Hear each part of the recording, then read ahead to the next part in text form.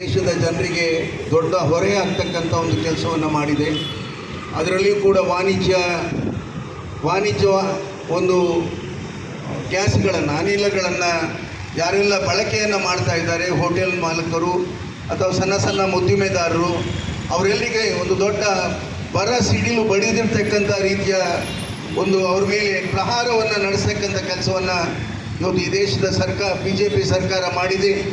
ಆ ಮೂಲಕ ಹಿಂದೆಂದೂ ಆ ರೀತಿಯ ಬೆಲೆ ಏರಿಕೆ ನಡೆಸಿರ್ತಕ್ಕಂಥ ಇತಿಹಾಸಗಳೇ ಇಲ್ಲ.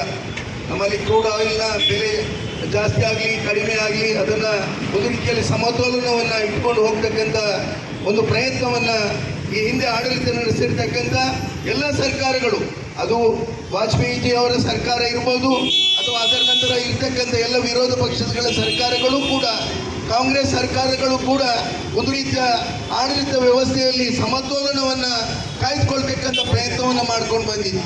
ಆದರೆ ಇವತ್ತು BJP ಸರ್ಕಾರ ಯಾವುದೇ ರೀತಿಯ ಆಡಳಿತದಲ್ಲಿ ಸಮರ್ಪಕವಾಗಿರ್ತಕ್ಕಂಥ ನಮ್ಮ ಆಡಳಿತವಾಗಿರ್ತಕ್ಕಂಥ ಸರ್ಕಾರ ನಮ್ಮ ವಿದೇಶಾಂಗ ನೀತಿಯನ್ನು ಕೂಡ ಸಮರ್ಪಕವಾಗಿ ಮಾಡದೆ ಇವತ್ತು ನಮ್ಮ ಈ ದೇಶದ ಒಂದು ದೊಡ್ಡ ನಮ್ಮ 150 ಕೋಟಿ ಜನರ ಭಾವನೆಗಳನ್ನು ಕೂಡ ಸರಿಯಾದ ರೀತಿಯಲ್ಲಿ ಅರ್ಥವನ್ನು ಮಾಡದೆ ಈ ದೇಶದಲ್ಲಿ ಒಂದು ರೀತಿಯ ಪ್ರತಿದಿನ ಎಲ್ಲ ವಸ್ತುಗಳಿಗೆ, ದಿನಬಳಕೆಯ ವಸ್ತುಗಳಿಂದ ಹಿಡಿದು ವಾಣಿಜ್ಯ ಉಪಕರಣಗಳ ಜೊತೆಯಲ್ಲಿ ಇದಕ್ಕೂ ಇವತ್ತು ಬೆಲೆ ಇರ್ತಕ್ಕಂಥ ಕೆಲಸವನ್ನ ಮಾಡಿ ಜನಸಾಮಾನ್ಯರನ್ನ ಒಂದು ರೀತಿಯಲ್ಲಿ ಬಡತನದಿಂದ ಮತ್ತಷ್ಟು ಬಡತನಕ್ಕೆ ಇಳಿಸಕ್ಕಂಥ ಒಂದು ಪ್ರಯತ್ನವನ್ನ ಇವತ್ತು ಮಾಡಿದೆ.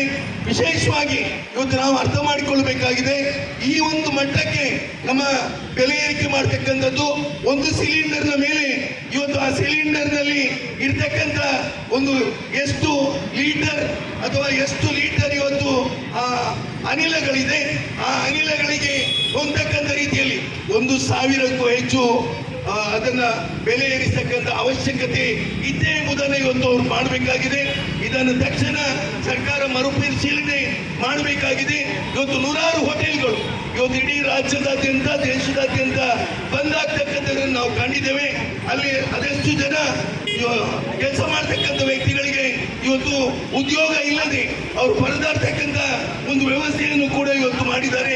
ಈ ದಿಕ್ಕಿನಲ್ಲಿ ನಿರುದ್ಯೋಗ ಒಂದು ಕಡೆಯಲ್ಲಿ, ಮತ್ತೊಂದು ಕಡೆಯಲ್ಲಿ ಬೆಲೆ ಏರಿಕೆ, ಬಡವರು ಮತ್ತಷ್ಟು ಒಂದು ರೀತಿಯ ತೊಂದರೆಗೆ ಒಳಗಾಗ್ತಕ್ಕಂಥ ಒಂದು ಪ್ರಯತ್ನ ಇವತ್ತು ಭಾರತೀಯ ಜನತಾ ಪಕ್ಷ ಮಾಡಿದೆ. ಇದನ್ನ ತಕ್ಷಣ ಪರಿಹರಿಸಿಕೊಳ್ಬೇಕು. ನಮ್ಮ ಯುವಕ ಕಾಂಗ್ರೆಸ್ ಇವತ್ತು ಇದನ್ನ ದೊಡ್ಡ ರೀತಿಯಲ್ಲಿ ವ್ಯಾಪಕವಾಗಿ ಜಿಲ್ಲೆಯಲ್ಲಿ ಜನಸಾಮಾನ್ಯರನ್ನ ಜನಜಾಗೃತಿಗೊಳಿಸತಕ್ಕಂಥ ಕೆಲಸವನ್ನು ಮಾಡಬೇಕಾಗಿದೆ.